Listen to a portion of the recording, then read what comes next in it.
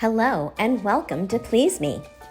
Last week, Eve interviewed Dr. Jennifer Cruz, who talked about how acupuncture can help with conceiving, fertility, menstruation, menopause, and of course, sexual health. Eve discussed her experience with treatments throughout her life, and you won't want to miss it. This podcast is intended for mature audiences. Eve is a licensed sexual health physical therapist on a mission to destigmatize conversations about sex.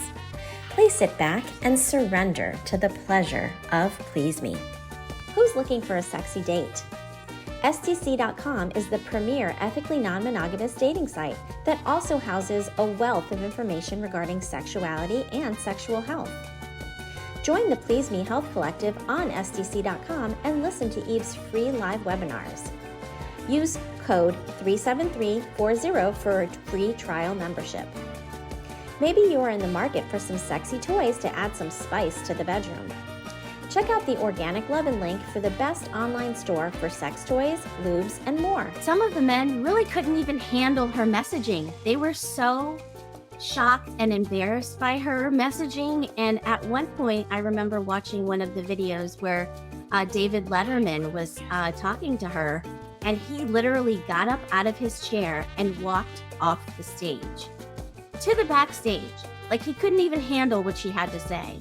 She was sexually active and all of those things, and she made us see sex in a different way. Hello, and welcome to Please Me, the podcast that aims to destigmatize conversations about sex and sexual health by turning the sheets into our classroom. Today, I have the special honor to introduce Kate Wells and Dr. Leanna Wolf to the show. I have invited them back on. They were both previous guests of mine on Please Me, and I have invited them back on to do a Dr. Ruth tribute. And the reason I think that is so important is because all of us are carrying on Dr. Ruth's legacy in our very own way. Dr. Leanna Wolf is the author of 177 Lovers and Counting. She also just finished a one-woman show at the Hollywood Fringe Festival and is going to be continuing to travel with that show.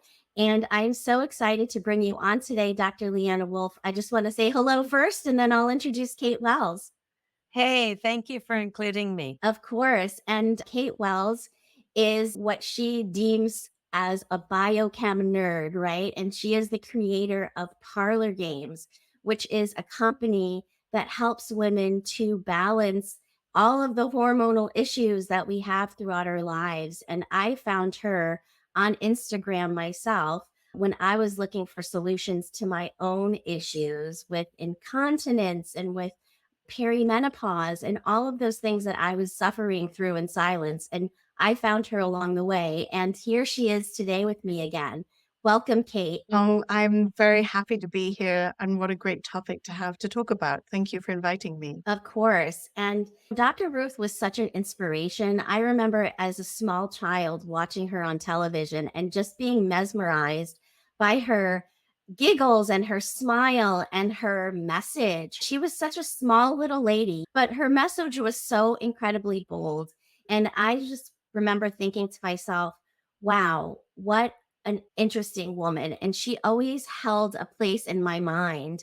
And it's interesting that since she passed away, I've been watching a lot of her videos on YouTube, basically, and all of the interviews that she did on different talk shows. I also watched her TEDx talk. And it's interesting because all of those interviews were done on shows where men were the host.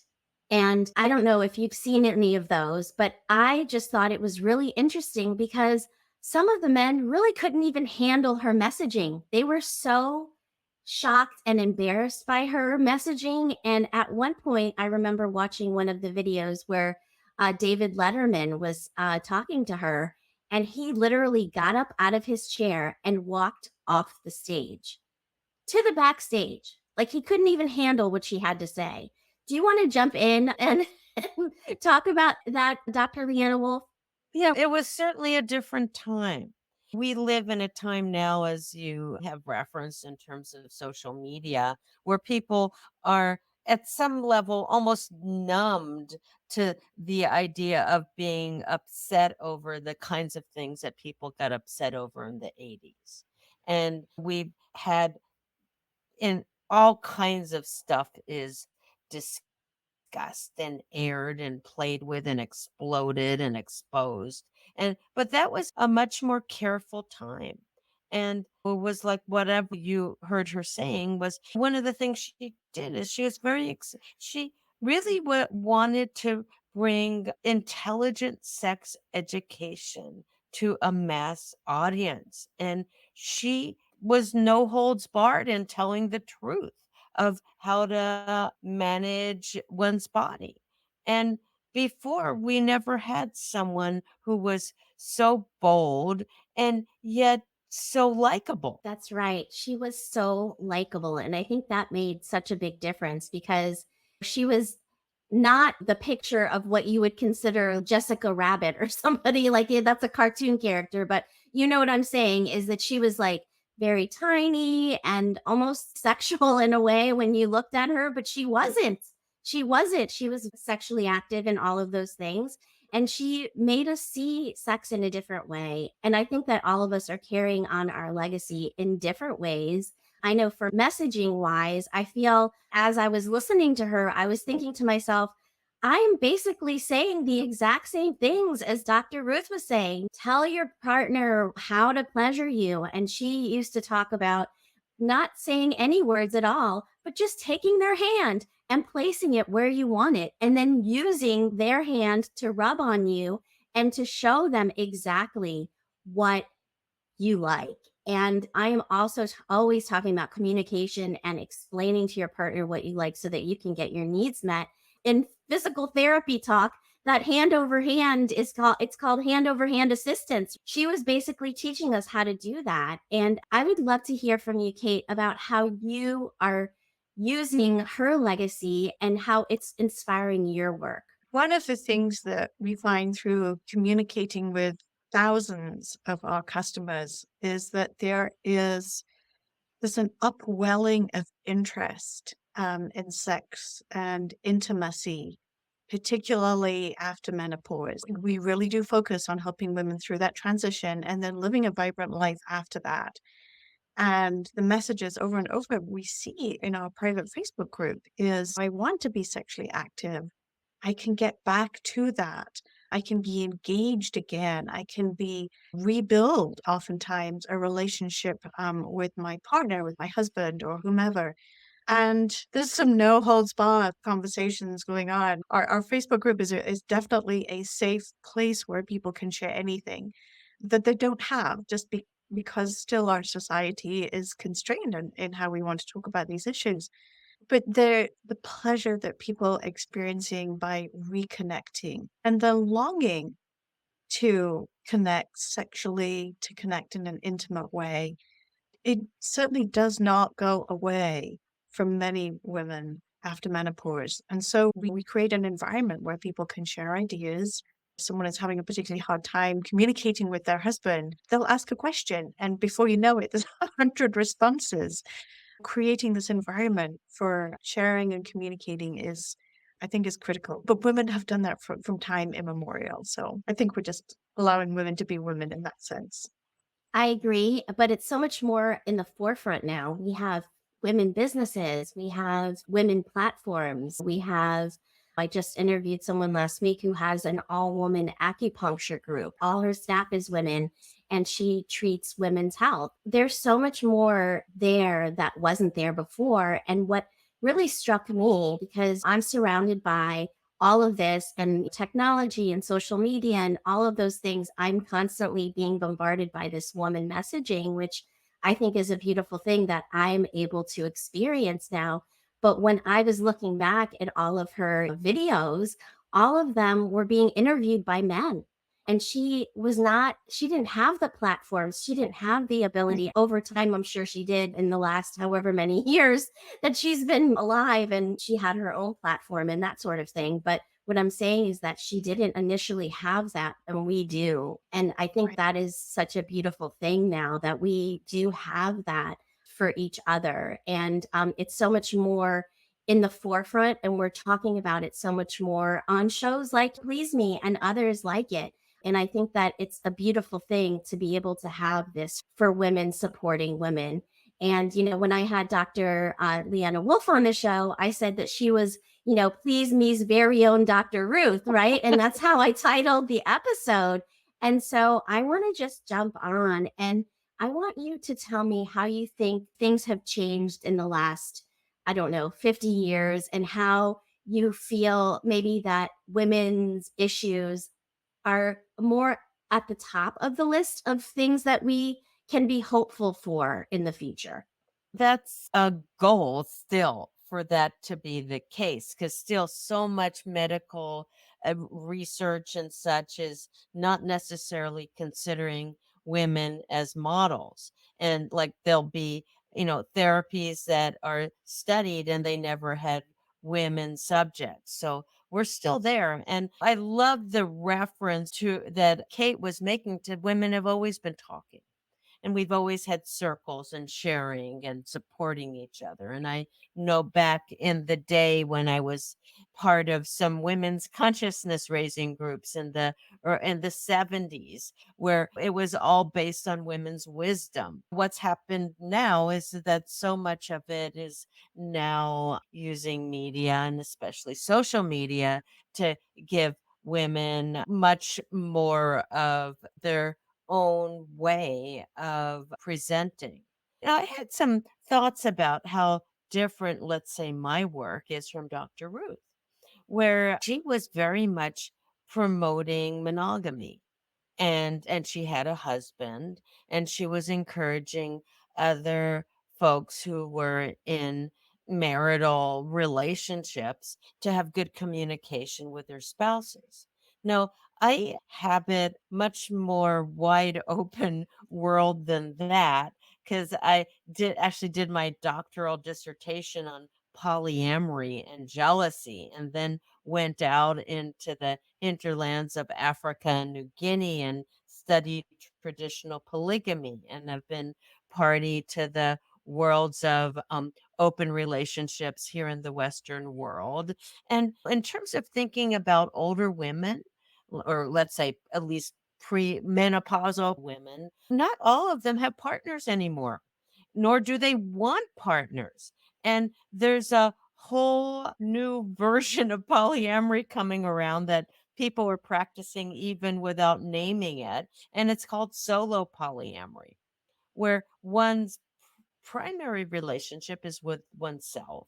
And there isn't the goal of having a domestic partner or sharing a household with somebody, but you're very transparent in your different encounters with other partners, and there's a embrace of your own sexuality as being vibrant and something you're in charge of. I love that. And I love the distinction that you're making because, yes, Dr. Ruth did always say, I'm a square and I'm very conservative, And I always thought that was interesting because of the messaging that she was putting out there. But she was always talking about monogamy. And you're absolutely right. There are so many more options now. And the landscape of marriage has changed in the last 50, 60, 70 years, where, 50, 60, 70 years ago, 70% of the adult population was married, and now it's only in the low 40s. So, yes, there are so many more people that are single and so many more people that are living their life the way that they want to live it and however they want to live it sexually. And I think that is a beautiful thing because we have the power to create the life that we want in whatever direction we want it to go, whether it be business wise or whether it be in our sexual lives. And so I absolutely love that you bring that distinction up. And I just want to ask Kate, because you mentioned something that was so true in that a lot of the studies that have been done in the past on women's health haven't included women as their subjects, right? And so how do we really know? And Kate just created an incredible testing to show hormones with saliva. And I'm actually in the middle of testing myself because I can't wait to really compare and contrast the saliva testing with the blood testing that I just recently had done with my gynecologist. And can we just go into that, Kate, and as to why the testing that is now happening in gynecology offices with the blood work is not as specific or doesn't is not as sensitive, and what your testing shows more of? Oh, so be careful what you ask for. I could go on about this one for a long time. I'll try to keep it brief. Like, this is one of my favorite topics. We're fortunate to have technology, a biochemical technology, testing technology that allows us to test in multiple ways. And we've got multiple fluids in the body. We do have blood, we have saliva, and we have urine. And all of those fluids can be used to test hormones in different ways, and they will show different things. We also have different options for hormone supplementation. We've got oral supplementation in the form of a pill. We have topical supplementation in the form of creams or patches. And we also have injectable and pellet forms of hormone replacement. And so when we look at testing technology, we want to look at first, what is the method that we're using for hormones? And for so many women, topical hormones are the way to go. Recent studies have identified particularly that estrogen is very important for women's health and is best delivered topically rather than orally, just based on how the body works. The hormones that are applied topically pretty much don't show up in blood testing. They go straight into the interstitial fluid, the fluid that kind of moves around our bodies, and are delivered to the hormone receptors where they're needed at different parts in the body. And so if they go straight there, they don't even go in the blood. So if you test in blood, then you're not really testing the right thing. And yet blood testing has been the gold standard, and blood testing can be covered by insurance. And so that's what practitioners use. It's what they've been taught, and it's what they do. However, the minute anybody is starting to use topical hormones, testing in saliva is the way to go. Now, it's not that we can't get valuable information from any of the methods. It's how you're using it and how you're interpreting that information. And for many women, using topical progesterone, using topical estriol, particularly for vaginal health, or even using DHEA to replace that as we get older, measuring in saliva is going to give you that information that tells you just how much you've got going on and around in your body. And so that's why we wanted to bring this forward. So many of our ladies, they'll say, I went to my doctor and he said, oh, I'm postmenopausal, so I don't need to test. It's utter Yeah, that's nonsense. what I've heard. Yeah.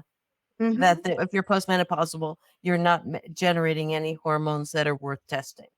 And yet you want to actually know what's there. Just because your hormones may be low doesn't mean they're optimal. And there's this whole conversation around what is normal versus optimal. It's normal for women to have low hormones after menopause. Of course it is. Their ovaries don't produce those anymore. It's not optimal. And women can now live 35, 40 years after that menopausal transition. A big part of our work is helping them live optimally. And hormones make a big difference to that. So that's why we introduce the testing, so they know where their hormones are at. Also, some really interesting research that's been basically refuting the studies that were done, I think maybe in the 60s or maybe a bit later, where they were showing that estrogen supplementation was dangerous for women and it produced cancers, and the healthiest thing was to not do hormone replacement therapy. And those studies were basically refuted in a really interesting book by Carol Tavris on, I think it's, anyway, her book dissects the crazy research that people believed, where they took all these women who were over 60 off of hormone replacement because it was seen as dangerous. And the studies were done poorly. They didn't tell the truth of what goes on. There was an incredible amount of damage done to women. Most of the studies, the big one was the Women's Health Initiative study, which was Yes, halted exactly. in 2002. So the storylines on that never gets told is that those studies were done on the synthetic hormones, the estrogen hormones, the Right. progesterone-like Mhm. hormones that are not what we would call bioidentical. They don't have the same chemical structure as the hormones made by the body. But no studies, large-scale studies were done on bioidentical hormones. Meanwhile, plenty of women have continued perfectly happily on the bioidentical hormones and been just fine. And these follow-up studies are showing there's this one that actually came out and identified that for women who actually had breast cancer, those who were on some form of estrogen actually do better than those who were not. Fascinating. Right. So there is a lot of unwinding of the messaging Mhm. around Yeah, hormones very are dangerous, important. must. Absolutely. I am 100% on board with helping to get that messaging out there because 1/3 of our lives will be lived in menopause. That is a huge chunk of our lives. And when you go to the doctor's office and they say, and they discount you, your hormones aren't important anymore because you're postmenopausal, that is not okay.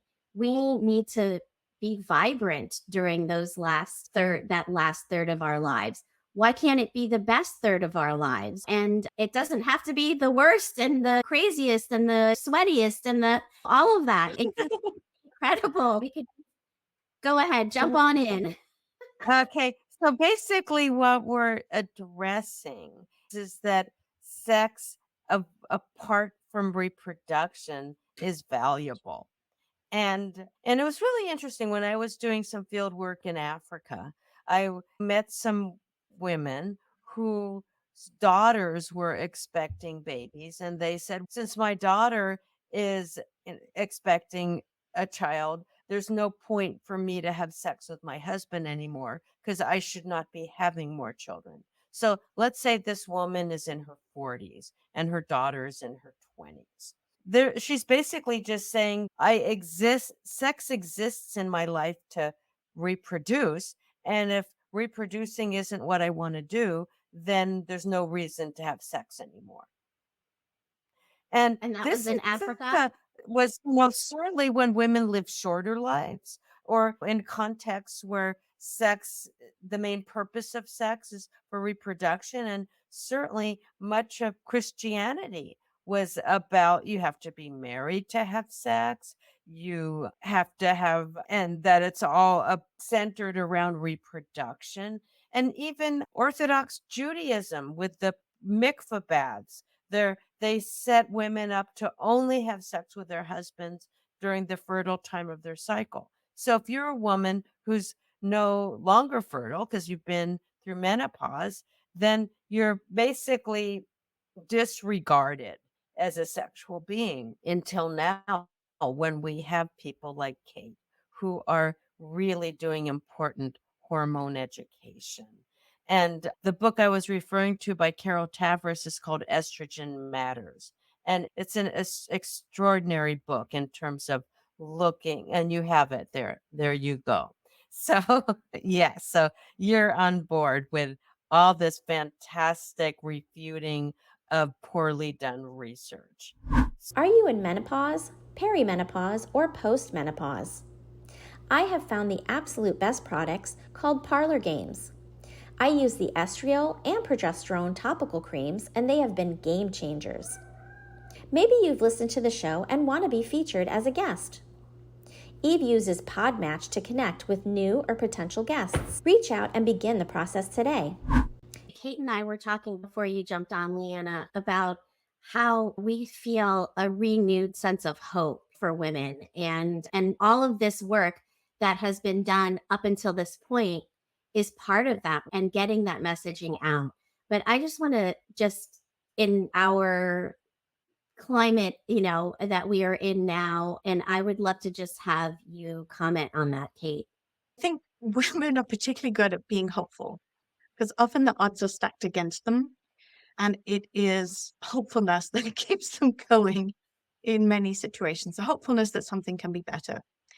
And I must admit, over the last 3 days, I have spent a little more time on social media than I typically do because I have been getting my oxytocin.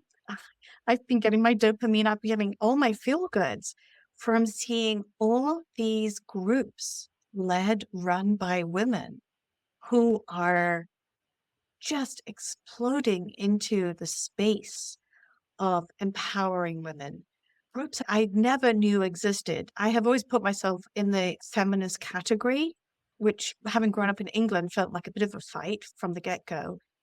Um, but it's not so much about feminism. I think it's about empowerment. We have over half our population are women. We lead from a different point of view. We lead through consensus. We lead through laughter. We lead.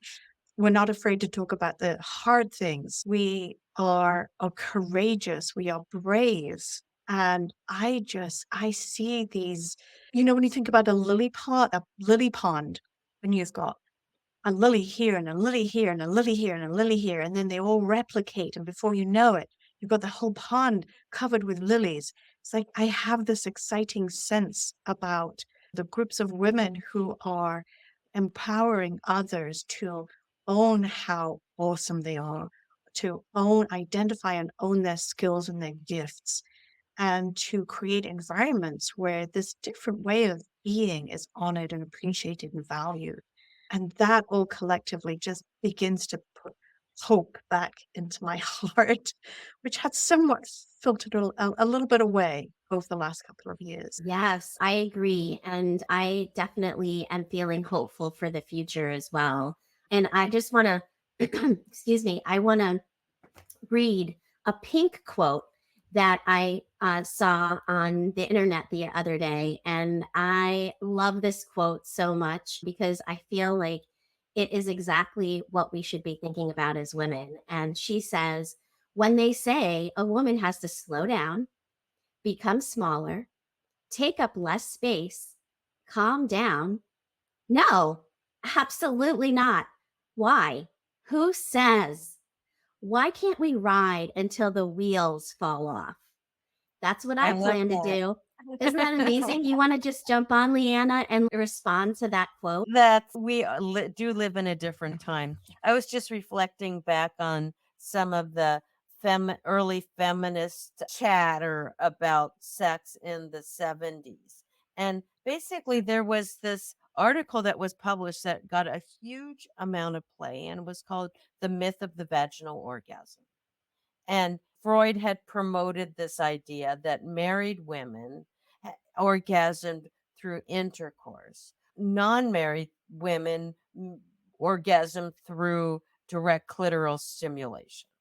And the women who were writing this article were noting that few women they knew were orgasming through intercourse alone.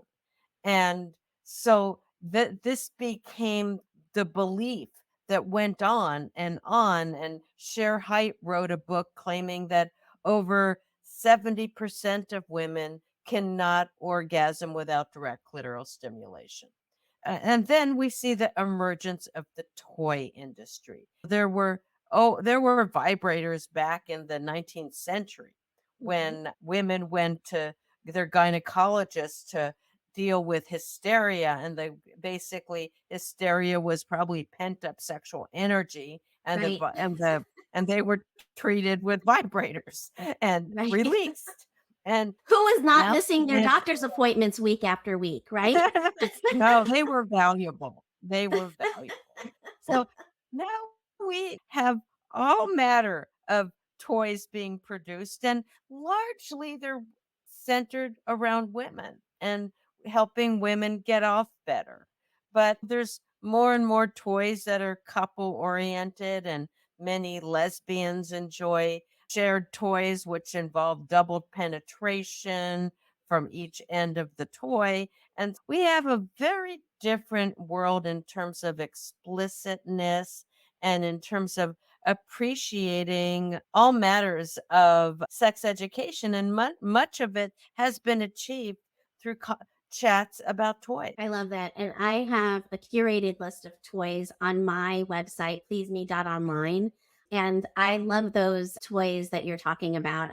And there is even an LGBT rainbow dildo that I have on there that I think is really fun and funny. And strap-ons. A woman can now have a penis if she wants one. And so you're absolutely right. Like the toy industry has exploded, and conversations about orgasms has also really been more in the forefront.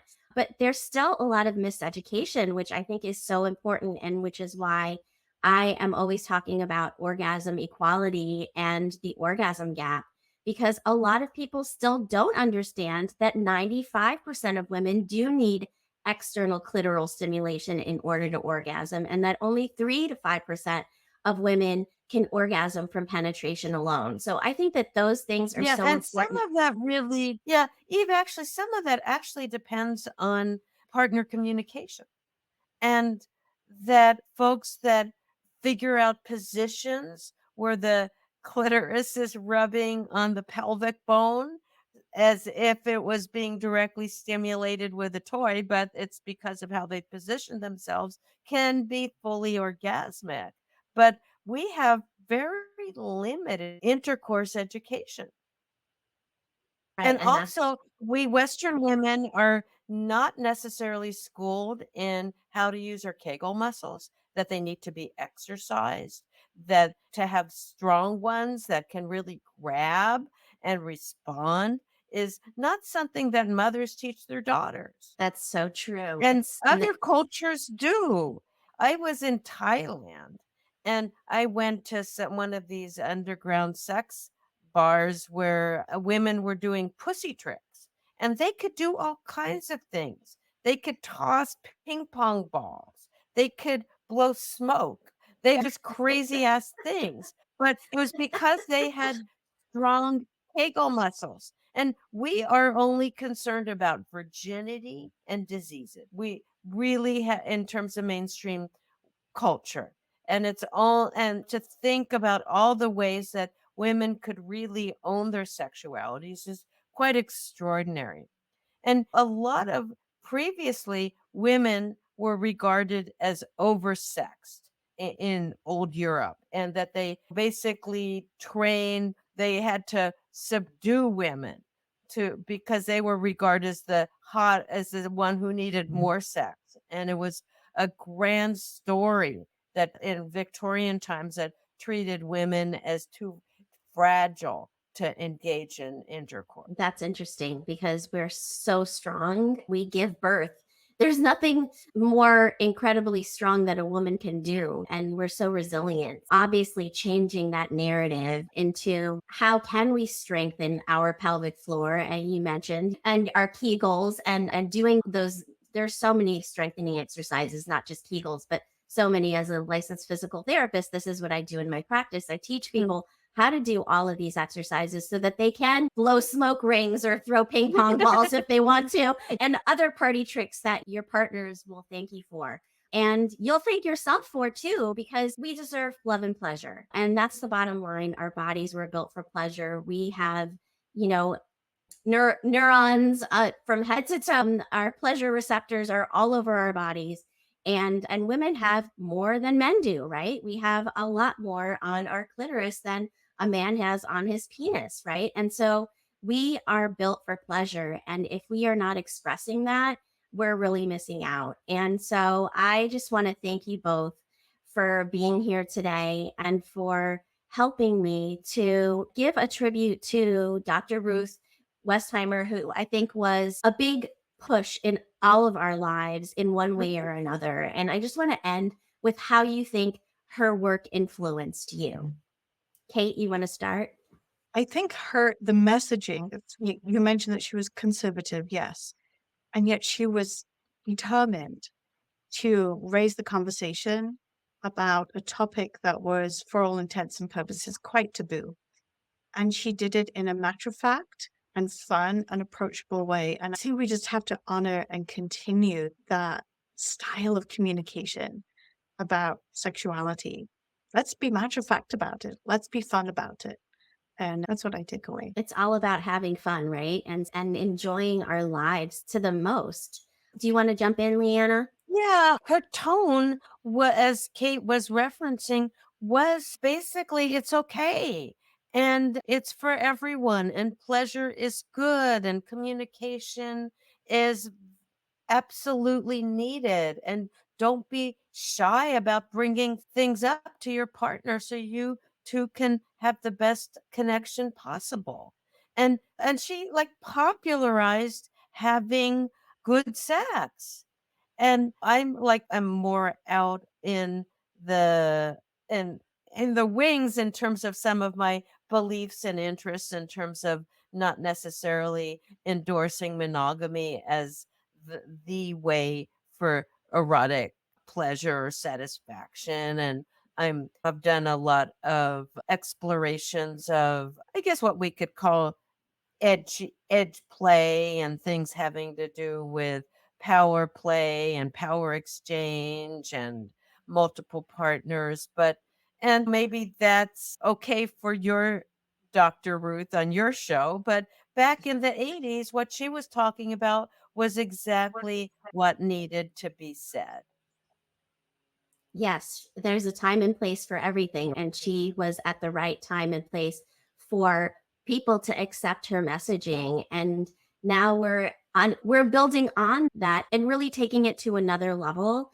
And I agree that her messaging of monogamy is not across the board what everybody wants anymore. And I do talk a lot about relationship options, which Leanna, you call something else. I can't remember what it is. It's a more scientific term, but the bottom line is there are a lot more options out there, and exploring our sexuality in whatever way is most comfortable to us is okay. And I also want to mention here, because you mentioned power play, and I just want to mention on another separate wing of power is that we as women have the power to change our own lives, right? And then also collectively to change the future. And do you want to just jump on and say something about that, Kate? Oh yes, I think I will always talk about this topic. I think, let's just use the image of the mushroom. Are at a point in our culture, certainly in this country, where there is a blossoming, a blooming, an upwelling of collective wisdom that is coming from within, where we are embracing the strengths that we have. We are embracing how we do things differently. We are embracing our power, and we are connecting the dots further and further to bring our wisdom into the world. When we are, I'm going to go back to menopause, or after we are done with that transition, we're done with a lot of the constraints that held us in one place, and held us bound to certain actions that we're taking related to family. And we step into a space where we still have our wits about us. We have our own wisdom, and we can communicate with other women in our 60s and our 70s, where we have so much knowledge. We have so much understanding of how the world works. We can step into transforming the world for not just ourselves, but other generations of women and their families because of that. Absolutely. We hold so much more power than we give ourselves credit for. Collectively, women hold so much more power than we give ourselves credit for. And I say, and I thought of both of you when I thought about doing this tribute, because I know that both of you have so much wisdom as women, and I respect you both so much. And so I say, let's all step into our power as women and help our messaging in our own ways move forward. And I thank you both for being who you are. And thank you so much for being here today. Oh, you're so welcome. Thank you, Eve. It was lovely to be here. Dr. Wolf, it was lovely to meet you too. You too, Kate. Great to meet you. Thank you all for being on the show. And we will regroup next week. Until next time. Bye-bye. Bye. Looking for the best live streaming or podcast recording site? Look no further than StreamYard. Get $10 off your first purchase. For podcast hosting, Buzzsprout is the absolute best option out there. Get $20 off your first purchase. Feel free to call me on the OWL app. Use code EH576472 for $10 free to use on the best networking app around. give me a call. If you're experiencing sexual issues and need a physical therapy consultation or appointment, reach out to Eve and make an appointment on pleaseme.online. See all links and info in the show notes.